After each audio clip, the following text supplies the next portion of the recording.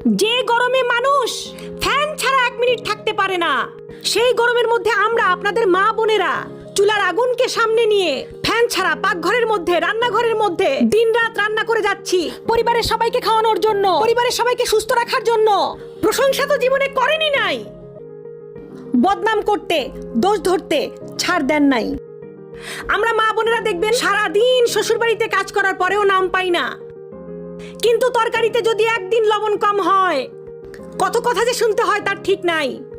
নির্মম কিছু সত্য কথা বলবো, মনোযোগ দিয়ে শোনেন। নিজের টাকা দিয়ে যখন রেস্টুরেন্টে খেতে যান, খাবারও খান, টিপসও দেন, আবার বাইরে এসে স্ট্যাটাস মারেন।